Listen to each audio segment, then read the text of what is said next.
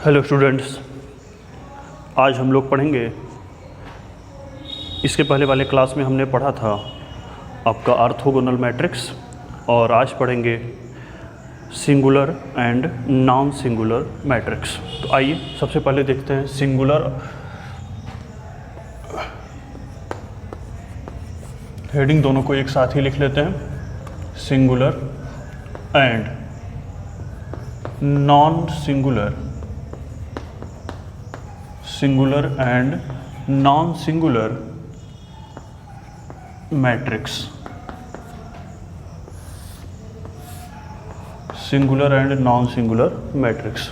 ठीक है, जैसे आपको कोई एक मैट्रिक्स दिया गया हो, ऐसे दिया गया है 2 3 0 4 5 6 2 1 0।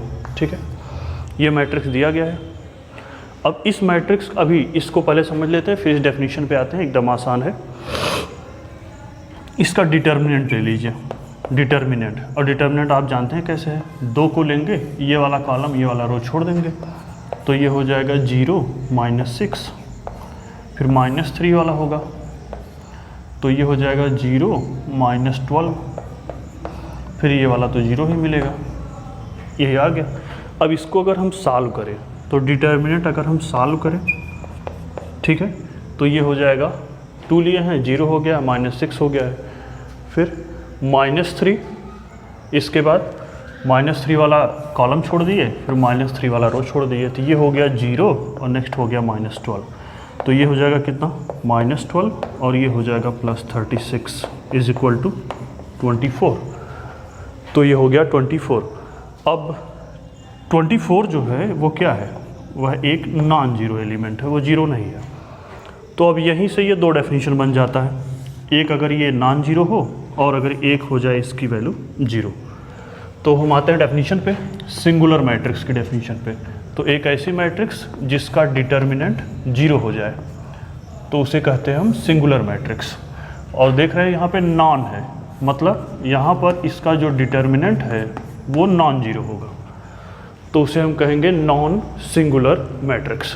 तो एक ऐसी मैट्रिक्स जिसका डिटर्मिनेंट 0 हो उसे कहेंगे सिंगुलर मैट्रिक्स, और जिसका डिटर्मिनेंट नॉन जीरो है तो नॉन सिंगुलर। तो डेफिनेशन को कंप्लीट कर लेते हैं।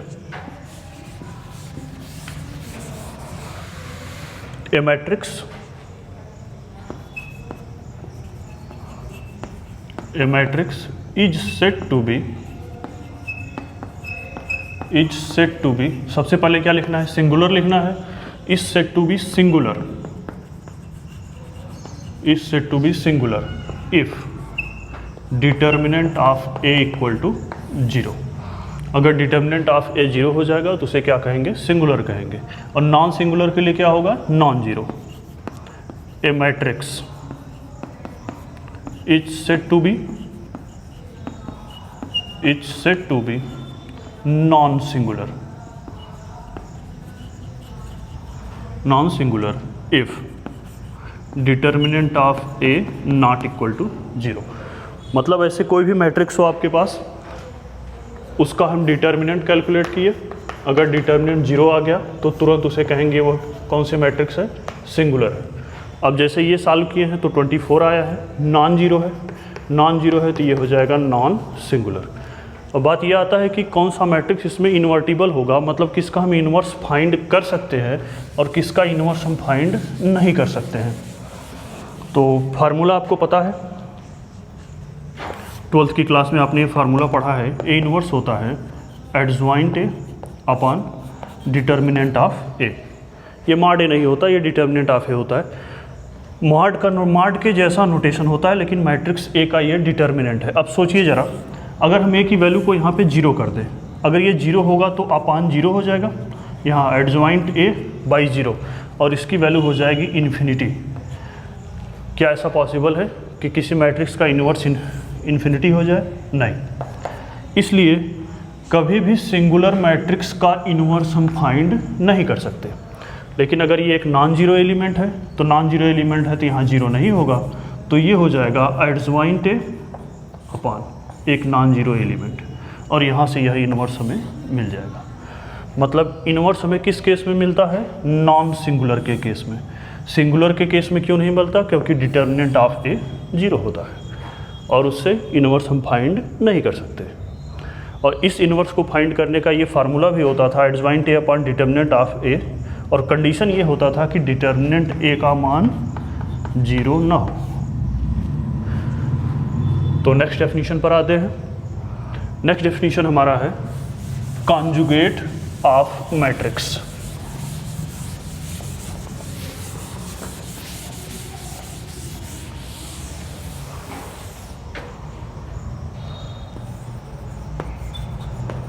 Conjugate of matrix. Conjugate of matrix क्या होता है? तो मैट्रिक्स को पहले थोड़ा सा छोड़ दीजिए अभी। सबसे पहले ये देखिए कॉन्जुगेट क्या होता है। तो कॉन्जुगेट जैसे हमने लिख दिया z equal to x plus i y, एक कॉम्प्लेक्स नंबर है। कॉन्जुगेट मतलब होता है संयुग्मी, और संयुग्मी कहाँ पर आता है? कॉम्प्लेक्स नंबर के केस में। तो हमने एक ले लिया complex number z equal to x plus i y. अब x प्लस आई वाई को जब हम लिखेंगे तो ये हो जाएगा, इसका कॉन्जुगेट लिखने के लिए क्या करेंगे? तो कॉन्जुगेट लिखने के लिए क्या करते हैं हम? i को बना देते हैं माइनस आई और माइनस आई को बना देते हैं प्लस आई। तो इसका कॉन्जुगेट लिखेंगे तो ये हो जाएगा x माइनस आई वाई, और ये प्लस आई है, इसका क्या हो जाएगा? माइनस आई। और कॉन्जुगेट लिखने के लिए क्या करेंगे? जो z है उसी का बार लगा देंगे, तो ये हो जाएगा z का बार। ये हो जाएगा इसका कॉन्जुगेट। अब जैसे कहीं पर a माइनस आई भी है, इसका कॉन्जुगेट लिखना हुआ तो ये हो जाएगा a plus i b. Minus i की जगह पर क्या कर लिए? Plus i. तो कॉन्जुगेट लिखना बहुत आसान है, सिर्फ यही होता है प्लस आई का माइनस आई और माइनस आई का प्लस आई। अब जैसे 2 प्लस 3 आई है, इसका कॉन्जुगेट होगा 2 और 3 है, आई की जगह पर क्या करेंगे? माइनस आई कर लेंगे। अब लेकिन अगर यही मान लीजिए -2 -3 आई है, इसका कॉन्जुगेट क्या होगा? तो देखिए कॉन्जुगेट हमेशा सिर्फ बनता है तो आई से, आई का होता है माइनस आई और माइनस आई का प्लस आई कॉन्जुगेट में। तो -2 पर कोई फ़र्क नहीं पड़ेगा क्योंकि ये एक रियल क्वांटिटी है, और माइनस आई ये है तो ये हो जाएगा प्लस आई और ये 3 आपका। तो -2 प्लस 3 आई या i3 लिख सकते हैं। तो यही होता है कॉन्जुगेट लिखना, लेकिन अब किस में लिखना है? मैट्रिक्स में। तो मैट्रिक्स में कॉन्जुगेट लिखना है क्या? तो a इक्वल टू मान लीजिए अगर कोई एक मैट्रिक्स है, यहाँ लिखा गया है i, यहाँ लिखा गया है 2 - 3i, यहाँ 0 है और यहाँ है -i। इसका कॉन्जुगेट लिखना है। कॉन्जुगेट लिखने के लिए क्या करेंगे? a का कॉन्जुगेट क्या हो जाएगा? a bar.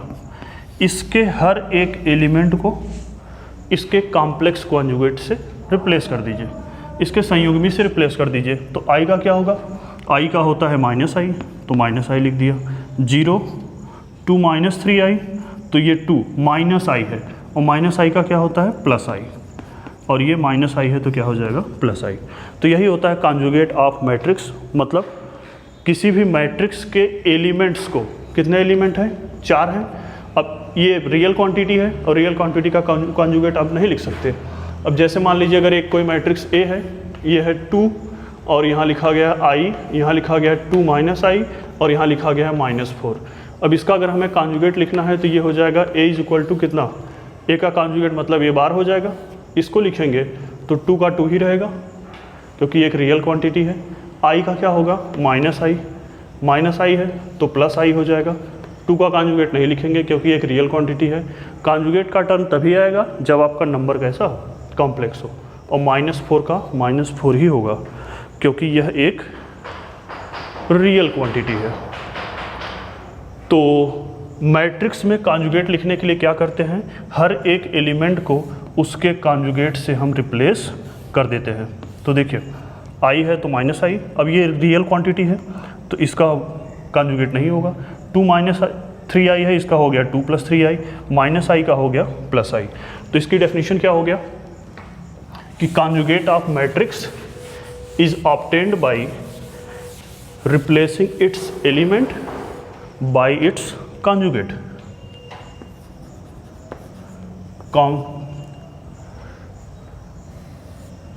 Conjugate of matrix is obtained by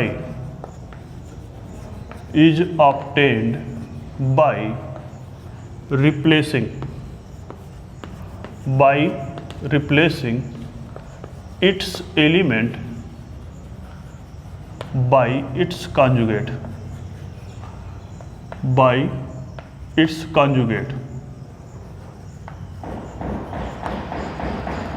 conjugate of matrix कैसे मिलता है? ये रिप्लेस करते हैं किसको? इसके एलिमेंट को किससे? इसके कॉन्जुगेट से। और एग्जांपल में आप ये दो एग्जांपल लिख लीजिए, पहला ये है आपका और दूसरा एग्जांपल आपका ये है, कॉन्जुगेट ऑफ मैट्रिक्स। और इसके बाद नेक्स्ट टॉपिक है हमारा कॉन्जुगेट ऑफ मैट्रिक्स के बाद इसकी हम पहले प्रॉपर्टी लिख लेते हैं, फिर इसके बाद आते हैं प्रॉपर्टीज।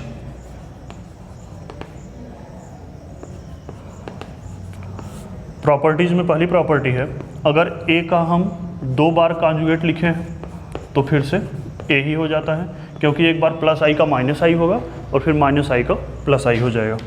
दूसरा, अगर ए प्लस बी का अगर कॉन्जुगेट लिखा गया है, ए प्लस बी का होल कॉन्जुगेट, तो ये होता है ए का बार प्लस बी का बार। तीसरा, अगर के ए का बार है और के अगर कोई कॉम्प्लेक्स क्वांटिटी है तो के बार इंटू ए बार हो जाता है। और नंबर 4, ए इंटू बी का अगर बार लिखा गया है तो यह रिवर्सल रूल को फॉलो नहीं करता, ये डायरेक्ट होता है, ए बार इंटू बी बार ये होता है। तो ये 4 प्रॉपर्टी होता है कॉन्जुगेट का। ये डबल बार आपका क्या होता है? ए बार का बार किए तो ये होता है, ए प्लस बी का होल बार होता है ए बार प्लस बी बार, और के इंटू ए का अगर बार लिखा गया है तो के बार और ए बार, जहाँ पर के कैसी क्वांटिटी है? कॉम्प्लेक्स क्वांटिटी है या कॉम्प्लेक्स नंबर आप लिख सकते हैं। और ए बी का होल बार होता है ए बार और बी बार। ऐसा नहीं होता, जैसे आपने इन्वर्स में पढ़ा है तो इन्वर्स में क्या होता है?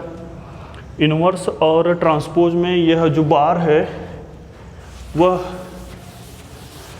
तो डायरेक्ट लिखा गया है। अब ए बी का जैसे ऑर्डर है, ए पहले है बी बाद में है, लेकिन थोड़ा सा ये उल्टा होता है, कंफ्यूज नहीं होना है। ए बी का ट्रांसपोज ये होता है बी का ट्रांसपोज और ए का ट्रांसपोज, रिवर्सल रूल होता है। और ए बी का इन्वर्स इक्वल टू होता है ये बी इन्वर्स और ए इन्वर्स, क्योंकि ये रिवर्स ऑर्डर में लिखा गया है।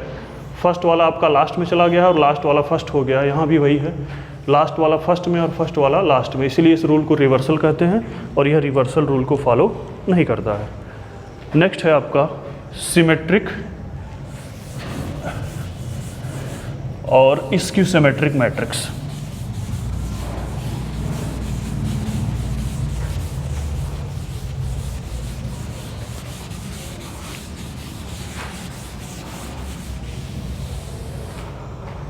नेक्स्ट हेडिंग है आपका सिमेट्रिक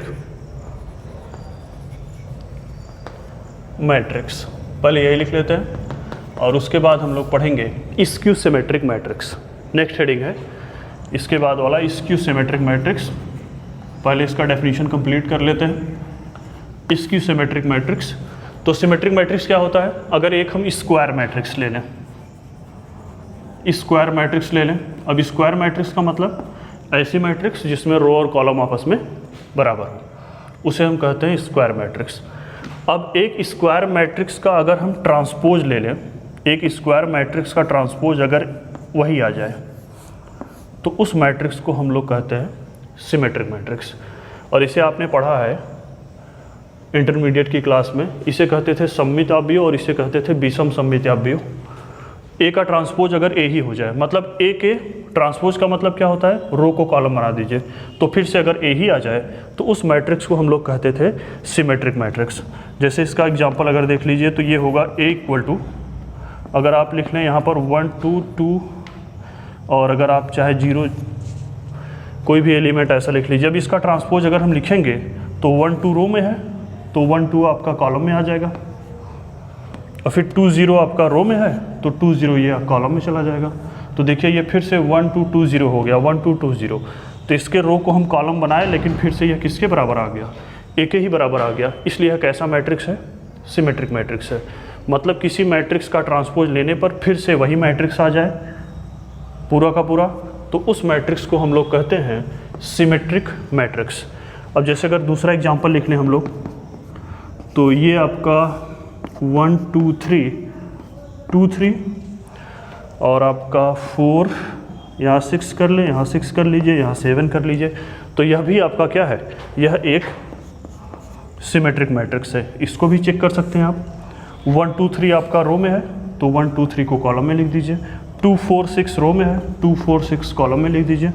3 6 7 रो में है, इसको कॉलम में लिख दीजिए। फिर से देखिए 1 2 3 2 4 6 3 6 7 आपका ये बन गया। अगेन यह फिर से किसके इक्वल हो गया, ए के। मतलब यह भी मैट्रिक्स कैसा है, आपका एक सिमेट्रिक मैट्रिक्स है। तो ये पहला एग्जांपल है और ये दूसरा, ये 2 बाई 2 की मैट्रिक्स है और ये है 3 बाई 3 की। इसमें 2 रो और 2 कॉलम है और इसमें 3 रो और 3 कॉलम है। तो एक ऐसी स्क्वायर मैट्रिक्स जिसका ट्रांसपोज फिर से वही मैट्रिक्स हो जाए, उसे हम क्या कहेंगे, सिमेट्रिक मैट्रिक्स। तो डेफिनेशन लिख लेते हैं, ए स्क्वायर मैट्रिक्स कैपिटल ए। यहाँ पर ए का मतलब एक है, स्क्वायर मैट्रिक्स, और मैट्रिक्स कौन सा लिया गया है, capital A, is said to be symmetric, said to be symmetric if A का ट्रांसपोज इक्वल टू ए। तो ए का ट्रांसपोज अगर वही फिर से मैट्रिक्स मिल जाए तो उसे कहेंगे सिमेट्रिक। अब मान लीजिए अगर कोई मैट्रिक्स बी है, उसका ट्रांसपोज लिखें बी आ जाए, तो भी कौन सिमेट्रिक हो जाएगा, बी सिमेट्रिक हो जाएगा। अगर कोई मैट्रिक्स सी है, अगर उसका ट्रांसपोज लिख दें फिर से सी आ जाए, तो सी कैसा हो जाएगा, सिमेट्रिक हो जाएगा। अगर कोई मैट्रिक्स आपका मान लीजिए ऐसे लिखा गया है ए प्लस बी और उसका ट्रांसपोज लिए फिर से क्या आ जाए, वही मैट्रिक्स है, बी है तो बी आ जाए, सी है तो सी आ जाए, ए प्लस बी है तो क्या आ जाए, ए प्लस बी। तो यह भी कैसा हो जाएगा, सिमेट्रिक हो जाएगा। ठीक है। अगर ए प्लस बी का ट्रांसपोज लेने पर अगर फिर से ए प्लस बी आ जाए, तो उस मैट्रिक्स ए प्लस बी को हम क्या कहेंगे, सिमेट्रिक। तो ये डेफिनेशन है सिमेट्रिक मैट्रिक्स का। और नेक्स्ट डेफिनेशन है एकदम इसी से मिलता जुलता डेफिनेशन, आपका स्क्यू सिमेट्रिक मैट्रिक्स। अब स्क्यू सिमेट्रिक मैट्रिक्स क्या होता है आपका, स्क्यू सिमेट्रिक मैट्रिक्स, अब यही लिखा गया है, अगर किसी मैट्रिक्स का ट्रांसपोज वही आ जाए तो उसे कहते थे सिमेट्रिक। अब फिर से वही लिखते हैं और ट्रांसपोज लेते हैं, ए के ही बराबर आए लेकिन ये निगेटिव ए हो, तो उस मैट्रिक्स को हम कहेंगे क्या, वह एक स्क्यू सिमेट्रिक मैट्रिक्स है। मतलब किसी मैट्रिक्स का ट्रांसपोज अगर वही आ जाए तो सिमेट्रिक, अगर वही माइनस के साथ आ जाए तो क्या हो जाएगा, स्क्यू सिमेट्रिक। तो डेफिनेशन क्या होगा, a square matrix, a square matrix capital A is said to be skew symmetric, skew symmetric, skew symmetric if, is said to be skew symmetric if आपका ये हो जाए ए का ट्रांसपोज किसके बराबर, माइनस ए के। और इसका एग्जांपल लिख लेते हैं। फर्स्ट आपका एग्जांपल है आपका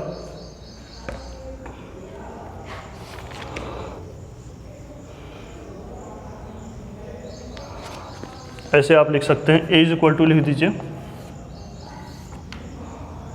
0 1 2 -1 -2 और आपका 0 है, ये 0 है, यहाँ पर -4 कर लीजिए, यहाँ पर +4 कर लीजिए। तो ये आपका जो मैट्रिक्स है, यह मैट्रिक्स कैसी होगी, एक स्क्यू सिमेट्रिक मैट्रिक्स होगी। इसका ए का ट्रांसपोज लेकर चेक कर सकते हैं आप। इसका ट्रांसपोज लेंगे तो क्या करेंगे, रो को कॉलम बना देंगे। तो रो को कॉलम बनाएंगे तो ये हो जाएगा 0 1 2 0 1 2 रो में है, कॉलम में हो गया। -1 0 4 रो में है तो -1 0 4 कॉलम में हो गया। -2 -4 0 आपका रो में है तो इसका कॉलम हो गया। तो माइनस को कॉमन कर लेते हैं और माइनस कॉमन कर लेंगे तो क्या होगा, अब माइनस कॉमन करेंगे तो क्या होगा पहले मैट्रिक्स में, तो मैंने बताया मैट्रिक्स का नोटेशन हमेशा ऐसे होता है, ये लिखते हैं चाहे ये लिखते हैं और दोनों क्या है, ब्रैकेट है। तो matrix behaves as a bracket. तो ब्रैकेट में से क्या करते हैं, अगर किसी को कॉमन करेंगे तो सब में से कॉमन होगा और मल्टीप्लाई करेंगे तो सब में होगा। तो कॉमन कर लीजिए, तो 0 में से तो कॉमन करने से कोई फर्क नहीं पड़ेगा, -1 -2 पॉजिटिव है, माइनस कॉमन किए हैं तो पॉजिटिव बनाने के लिए माइनस लगाना पड़ेगा, और ये हो जाएगा आपका +1 और ये +2 ही रहेगा, 0 0 ही रहेगा, -4 का +4 और ये हो जाएगा -4 और ये 0। अब ए से ज़रा इसको कंपेयर करिए, 0 1 2 -1 0 4 -2 -4 0 और ये हो गया नेगेटिव, और ये पूरी वैल्यू जो है वो क्या है, वो है ए। तो ये हो जाएगा आपका ए का ट्रांसपोज किसके इक्वल आ गया, -a के। इसलिए यह जो मैट्रिक्स है, यह मैट्रिक्स कौन सी होगी, स्क्यू सिमेट्रिक मैट्रिक्स होगी। तो स्क्यू सिमेट्रिक मैट्रिक्स की एक और प्रॉपर्टी होती है कि इसके डायगोनल एलिमेंट 0 होते हैं। तो डेफिनेशन आपका हो गया, ए स्क्वायर मैट्रिक्स, स्क्वायर लिए हैं, स्क्वायर मैट्रिक्स का मतलब उसके रो और कॉलम आपस में बराबर होंगे। एक आपका रो कितने हुए, 1 2 3, तो 3 रो और 1 2 3 ये हो गया कॉलम। तो रो और कॉलम बराबर हैं, 3/3 का है, इसलिए इस मैट्रिक्स को कहेंगे स्क्वायर मैट्रिक्स। और स्क्यू होगा, क्यों स्क्यू होगा, क्योंकि अगर उसका एक का ट्रांसपोज आपका -a हो जाए या नेगेटिव a हो जाए तो उसे कहेंगे क्या, स्क्यू सिमेट्रिक मैट्रिक्स। तो ये हो गया स्क्यू सिमेट्रिक मैट्रिक्स। नेक्स्ट है आपका Hermitian and skew Hermitian matrix. Hermitian and skew Hermitian matrix.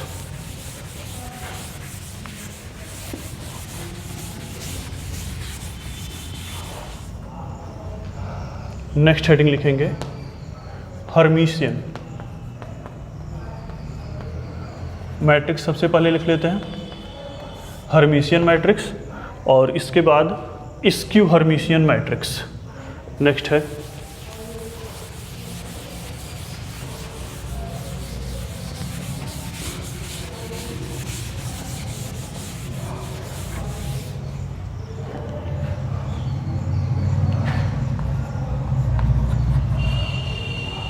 Skew Hermitian matrix.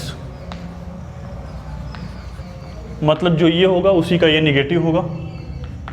तो सबसे पहले देख लेते हैं हर्मिशियन मैट्रिक्स को। हर्मिशियन मैट्रिक्स क्या होता है, फिर से एक स्क्वायर मैट्रिक्स ले लीजिए। स्क्वायर मैट्रिक्स कहने के लिए मतलब उसका रो और कॉलम आपस में क्या होगा, बराबर होगा।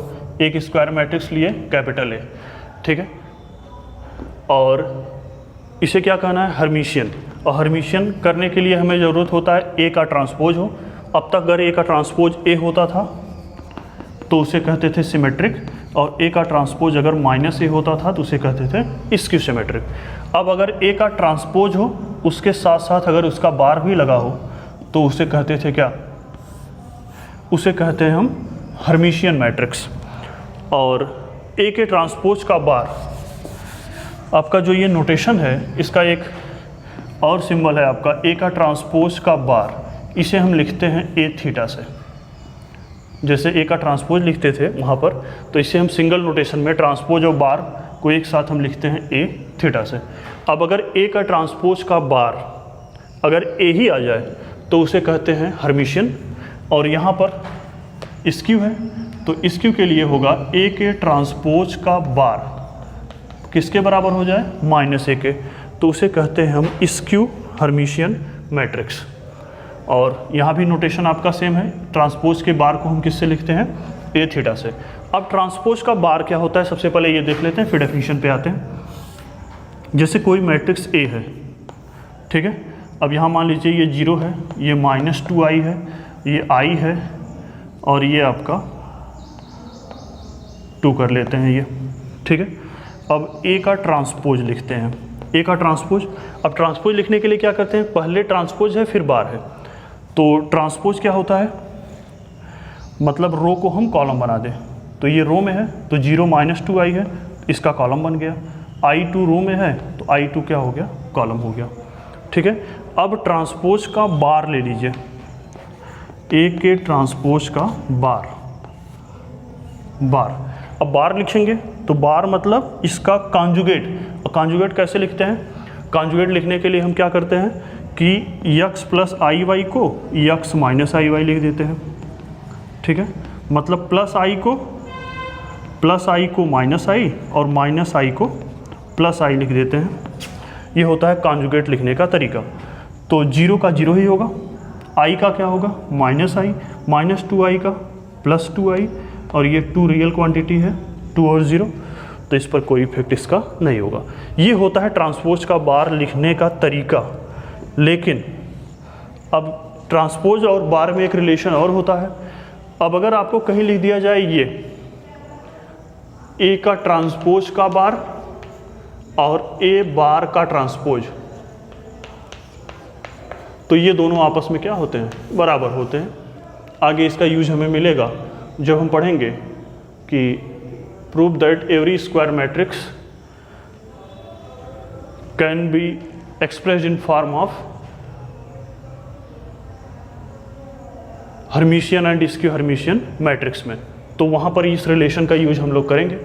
तो इसको हम देखते हैं कि ये बराबर होता कैसे है। ए के ट्रांसपोज का बार इक्वल टू ए बार का ट्रांसपोज कैसे होता है। ए के ट्रांसपोज का बार हम तो कैलकुलेट कर चुके हैं, अब ए बार लिख लेते हैं। अब ए बार लिखने के लिए क्या करेंगे, 0 है तो 0 ही रहेगा, इसका कॉन्जुगेट लिख देंगे, -2i का +2i होगा, +i का -i होगा, और ये 2 है तो 2 ही रहेगा। अब ए बार हो गया है, अब बार हो गया है तो बार का क्या लिख लेना है, ट्रांसपोज। तो बार का ट्रांसपोज, तो ये बार का ट्रांसपोज क्या होगा, 0 है तो 0 ही लिखेंगे, +2i है तो -2i, -i है तो +i, और ये होगा आपका 2। तो ध्यान से देखिए, तो ये दोनों अब आपस में आपका बराबर है। 0 है -i 0, एक सेकेंड ट्रांसपोज लिखना था, रो और कॉलम को चेंज करना होगा। तो ये हो जाएगा आपका 0 2i -i और ये आपका 2, तो ये होगा आपका 0 -i 2i और 2। अब देखिए 0 -i 2i और 2i और 2, तो मतलब आपका मैट्रिक्स, एक ही मैट्रिक्स पर बार और ट्रांसपोज और बार आपस में बराबर है। मतलब ए के ट्रांसपोज का बार हम कह सकते हैं इक्वल है किसके, ए बार के ट्रांसपोज के। ये रिलेशन हमें आगे मिलेगा, तो हम लोग इसको छोड़ते हैं। सबसे पहले आते हैं हर्मिशियन मैट्रिक्स जो है इसको पढ़ते हैं। और हर्मिशियन मैट्रिक्स को डिफाइन कैसे करेंगे, अगर किसी मैट्रिक्स के ट्रांसपोज का बार वही आ जाए तो उसे कहते हैं हर्मिशियन, और अगर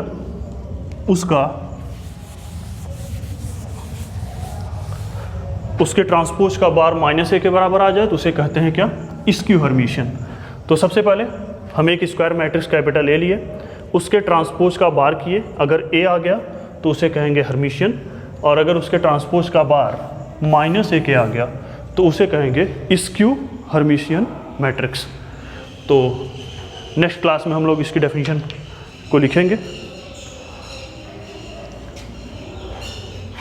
थैंक यू।